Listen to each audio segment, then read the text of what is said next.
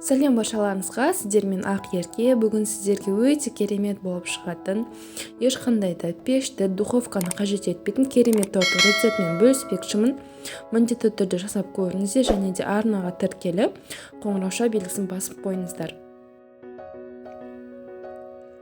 Қамырын жасап аламыз. Ең алдымен осындай 3 дана жұмыртқаға қантымызды қосып, венчиктің көмегімен жақсылап араластырамыз.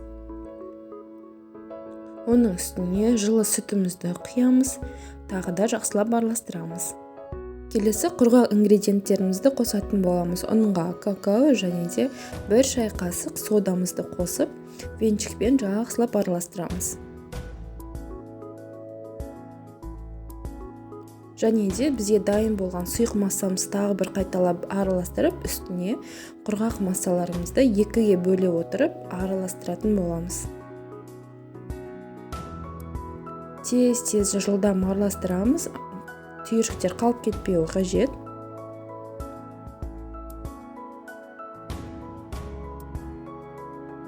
Жақсылап араласып болған осы массамызға қайнатылған су қосып, тағы да араластырамыз.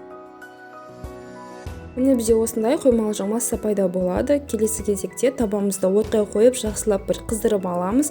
Және де бір ожау жаңағы қамырымызды құйып, дөңгелектеп алатын боламыз.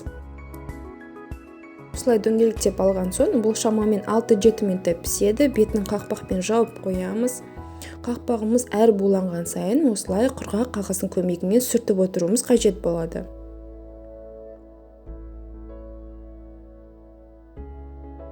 Енді қараңыздар, осындай бір тесіктер, яғни көпіршіктер пайда болғанда, яғни оның келесі бетіне ауыстыратын боламыз. Келесі беті шамамен 3-4 минутта пісетін болады. Міне менде шамамен 7-8-дей шықты.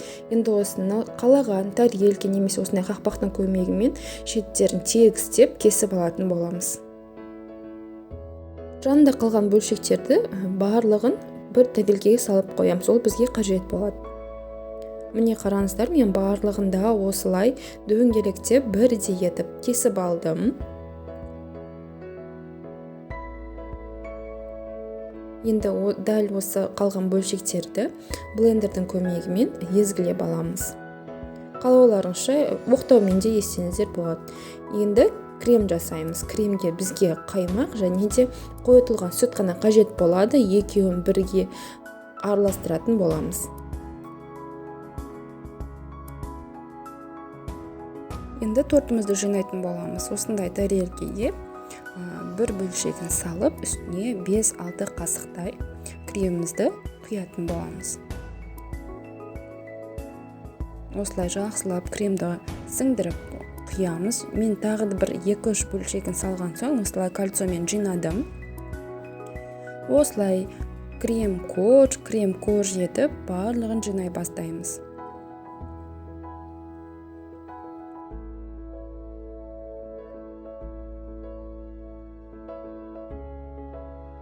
Міне соңғы кожымызды орналастырдым. Енді оның үстіне қалған барлық кремімізді құямыз. Жақсылап осылай өн бойына сіңдіріп жағатын боламыз.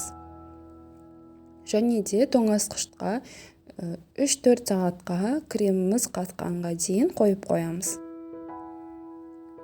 Яғни крем мен кож бір-біріне сіңіп, жұмсақ әрі дәмді болып шығады.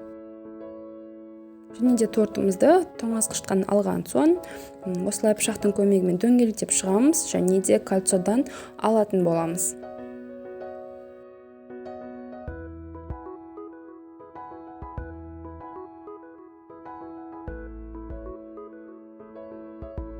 Келесі осы ұнтақтаған бөлшектерімізді торттың осылай дөңгелете жағып шығатын боламыз. Және де мен оны торттың үстіне шоколадымызға сұйық май қосып ерітіп алдым. Және де осылай дәл видеодағындай сәндеп шықтым.